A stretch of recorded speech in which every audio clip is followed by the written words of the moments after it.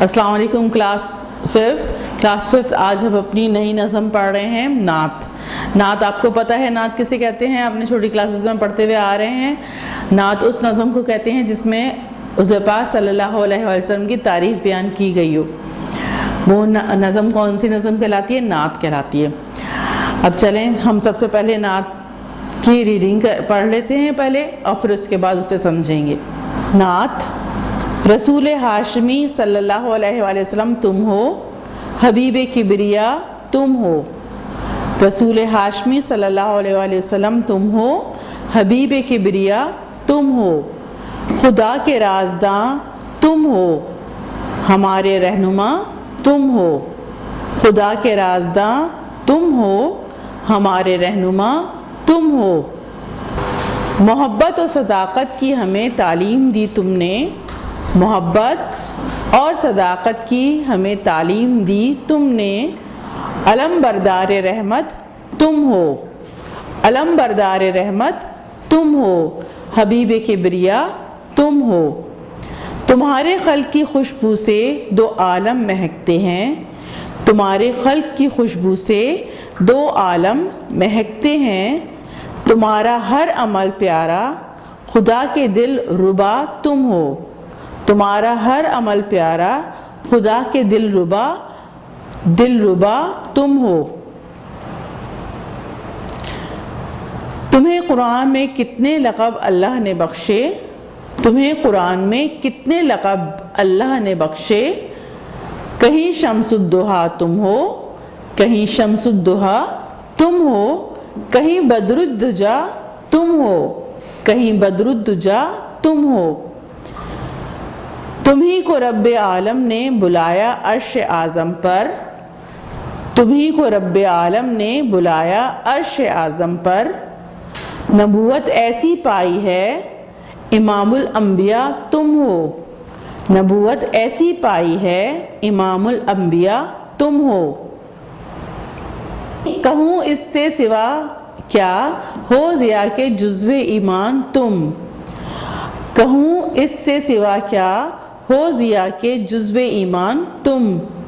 تمہیں ہر ابتدا ہو شاہدی، تمہیں ہر ابتدا ہو شاہدی۔ ہر انتہا تم ہو، ہر انتہا تم ہو۔ کس نے لکھی ہے یہ نعت؟ ضیاء الحسن ضیاء۔ کس نے لکھی ہے؟ ضیاء الحسن ضیاء۔ چلے آپ سمجھتے ہیں ہم کہ انہوں نے کیا ہمیں سمجھایا ہے اس نعت میں۔ رسول ہاشمی صلی اللہ علیہ وآلہ وسلم تم ہو، حبیب کبریا تم ہو۔ ہاشم، بنو ہاشم حضور پاک صلی اللہ علیہ وسلم کا قبیلہ تھا، یعنی حضور پاک صلی اللہ علیہ وسلم کے خاندان کا نام کیا تھا؟ ہاشم، بنو ہاشم۔ تو رسول ہاشمی تم ہو، یعنی حضور پاک صلی اللہ علیہ وسلم جس خاندان کی طرف آئے وہ خاندان کون سا تھا؟ ہاشم خاندان تھا۔ تو رسول ہاشمی تم ہو، حبیب کبریا تم ہو۔ حبیب کبریا یعنی کبریا یہاں پر کس کو کہہ رہے ہیں؟ اللہ تعالیٰ کو۔ اور حبیب کا مطلب کیا ہوتا ہے؟ محبوب اور دوست۔ تو حبیب کبریا تم ہو یعنی حضور پاک صلی اللہ علیہ وسلم اللہ تعالیٰ کے محبوب ہیں اور اللہ تعالیٰ کے کیا ہیں؟ دوست ہیں۔ سب سے زیادہ حضور پاک صلی اللہ علیہ وسلم سے محبت کرتے ہیں اللہ تعالیٰ۔ تو حبیب کبریا یعنی اللہ تعالیٰ کے سب سے بڑے محبوب کون ہیں؟ حضور پاک صلی اللہ علیہ وسلم ہیں۔ کہ تم ہو یعنی حضور پاک صلی اللہ علیہ وسلم کو کہہ رہے ہیں۔ تو حبیب کبریا اللہ کے دوست تم ہو۔ خدا کے رازدان تم ہو، یعنی حضور پاک صلی اللہ علیہ وسلم کو کہہ رہے ہیں رازدان، یعنی ساری اچھی باتیں، جو ساری راز کی باتیں ہیں، ساری اہم باتیں جو اللہ تعالیٰ نے حضور پاک صلی اللہ علیہ وسلم کو بتائی ہیں۔ تو خدا کے رازدان تم ہو، ہمارے رہنما تم ہو، یعنی حضور پاک صلی اللہ علیہ وسلم کو وہ کہہ رہے ہیں کہ آپ نے ہمیں سیدھا راستہ دکھایا۔ رہنما کا مطلب کیا ہوتا ہے؟ سیدھا راستہ دکھانے والا۔ تو حضور پاک صلی اللہ علیہ وسلم کو وہ کہہ رہے ہیں کہ آپ ہی نے ہمیں سیدھا راستہ دکھایا ہے کہ صحیح راستہ کون سا ہے، یعنی ایسا سیدھا راستہ اور ایسا صحیح راستہ جس سے ہم آسانی سے جنت میں چلے جائیں گے۔ محبت اور صداقت کی ہمیں تعلیم دی تم نے، یعنی حضور پاک صلی اللہ علیہ وسلم کو یہ کہہ رہے ہیں کہ آپ نے محبت کی تعلیم دی، یعنی لوگوں کے ساتھ کس طرح محبت کرتے ہیں، اس کی ساری تعلیم کس نے دی؟ حضور پاک صلی اللہ علیہ وسلم نے دی۔ اور صداقت کی تعلیم، یعنی سچائی کیا ہوتی ہے، سچ بولنا کیا ہوتا ہے، سچ بولنے سے ہمیں کیا کیا فائدے حاصل ہوں گے، وہ ساری تعلیم حضور پاک صلی اللہ علیہ وسلم نے ہمیں دی ہے، محبت کی تعلیم بھی اور صداقت کی تعلیم بھی۔ علم بردار رحمت ہو حبیب کبریا تم ہو۔ علم بردار ہوتا ہے کا مطلب ہوتا ہے جھنڈا اٹھانے والا۔ رحمت کا جھنڈا کس نے اٹھایا؟ حضور پاک صلی اللہ علیہ وسلم نے، یعنی پوری دنیا کو رحمت یعنی رحم کرنا سکھایا کہ کیسے جو ہے وہ انسانوں پر رحم کیا جاتا ہے، غریبوں پر رحم کیا جاتا ہے، اپنے بڑوں بزرگوں پر بوڑھوں پر رحم کیا جاتا ہے، وہ سارا سکھایا۔ پرندوں پر جانوروں پر کس طرح رحم سکھایا جاتا ہے، وہ سب کس نے سکھایا؟ حضور پاک صلی اللہ علیہ وسلم نے۔ تو علم بردار رحمت یعنی رحمت کا جو جھنڈا اٹھایا ہے وہ کس نے اٹھایا؟ حضور پاک صلی اللہ علیہ وسلم نے۔ حبیب کبریا تم ہو یعنی اللہ کے دوست تم ہو۔ تمہارے خلق کی خوشبو سے دو عالم مہکتے ہیں، یعنی حضور پاک صلی اللہ علیہ وسلم کو جو اللہ تعالیٰ نے بنایا، تخلیق کیا، اس سے پورے دو عالم مہکتے ہیں، یعنی پوری دنیا میں جو خوشبو اصل میں ہے، بھیری بھیری خوبصورت خوشبو، جب ہم حضور پاک صلی اللہ علیہ وسلم کے کہنے پر عمل کریں گے تو پوری دنیا میں ایک محبت کی خوشبو پھیل جائے گی، اور پوری دنیا میں جو اصل خوشبو ہے وہ کس کی وجہ سے؟ حضور پاک صلی اللہ علیہ وسلم کی وجہ سے۔ اور دونوں عالم میں یعنی اس عالم میں بھی اور اس عالم میں بھی، جب ہم جنت میں جائیں گے اور دوسری زندگی ہوگی، اس میں بھی اصل خوشبو کس کی ہے؟ حضور پاک صلی اللہ علیہ وسلم کی ہے۔ تمہارا ہر عمل پیارا خدا کے دل ربا تم ہو، یعنی حضور پاک صلی اللہ علیہ وسلم کا ہر عمل، جو بھی حضور پاک صلی اللہ علیہ وسلم کام کرتے تھے، بہت پیارا کام کرتے تھے۔ اس وجہ سے حضور پاک صلی اللہ علیہ وسلم اللہ تعالیٰ کے دل ربا ہیں۔ دل ربا کا مطلب ہوتا ہے جس کو کوئی بھی یعنی دل سے دل بھانے والا، یعنی دل سے کوئی کسی کو پسند کرے، تو وہ کیا ہے؟ خدا کے دل ربا تم ہو، یعنی اللہ تعالیٰ بہت زیادہ حضور پاک صلی اللہ علیہ وسلم کو کیا کرتے ہیں؟ پسند کرتے ہیں۔ حضور پاک صلی اللہ علیہ وسلم بہت زیادہ محبت کرتے ہیں۔ تمہیں قرآن میں کتنے لقب اللہ نے بخشے، حضور پاک صلی اللہ علیہ وسلم کو اللہ تعالیٰ نے بہت سارے خوبصورت ناموں سے پکارا ہے۔ کہیں شمس الدحا تم ہو، شمس الدحا کا مطلب ہوتا ہے روشن سورج کی طرح۔ شمس الدحا کا مطلب کیا ہوتا ہے؟ سورج کی طرح روشن، حضور پاک صلی اللہ علیہ وسلم کو اللہ تعالیٰ نے فرمایا۔ اور کہیں آپ کو کیا کہا ہے؟ بدر الدجا تم ہو، کہیں آپ کے لیے حضور پاک صلی اللہ علیہ وسلم کے لیے اللہ تعالیٰ نے فرمایا بدر الدجا۔ بدر الدجا کیا مطلب کیا ہوتا ہے؟ سیاہ رات کو روشن کرنے والا، یعنی پوری دنیا میں اندھیرا تھا تو حضور پاک صلی اللہ علیہ وسلم کی وجہ سے کیا ہو گئی؟ روشنی ہو گئی، سب کو صحیح راستہ، صحیح بات سمجھ میں آ گئی۔ تو کیا ہے؟ بدر الدجا۔ کہیں حضور پاک صلی اللہ علیہ وسلم کو اللہ تعالیٰ نے شمس الدحا کہا یعنی سورج کی طرح روشن، اور کہیں بدر الدجا یعنی بہت اندھیری رات میں روشنی کرنے والا۔ تمہیں کو رب عالم نے بلایا عرش اعظم پر۔ عرش اعظم کیا ہے؟ یعنی یہ جو ہمیں آسمان نظر آتا ہے اس کے اوپر اور مزید 7 آسمان ہیں، یعنی یہ والا آسمان ہے، پھر اس کے بعد ایک اور آسمان ہے، پھر اس طرح 7 آسمان ہیں یہ۔ تو جو 7واں آسمان اوپر ہے، سب سے اوپر والا جو آسمان ہے، یہ والا ہمیں تو صرف ایک دنیا کا آسمان نظر آ رہا ہے نا، اس کے اوپر اور مزید آسمان ہے اور 7 ہیں اس طرح۔ تو سب سے آخری والا جو ہے نا وہ عرش اعظم کہلاتا ہے۔ اللہ تعالیٰ عرش اعظم کا ہوتا ہے عرش الہی، یعنی اللہ تعالیٰ کا عرش کہلاتا ہے۔ تو تمہیں رب عالم نے بلایا عرش اعظم پر۔ حضور پاک صلی اللہ علیہ وسلم کو اللہ تعالیٰ نے اپنے پاس وہاں 7ویں آسمان پر بلایا، اور حضور پاک یہاں پر سے حضرت جبرائیل علیہ السلام کو تو جانتے ہیں نا وہ فرشتے، ان کے ساتھ آسمان پر گئے ہیں، اور پھر اس کے بعد اللہ تعالیٰ سے ملاقات کر کے واپس آئے۔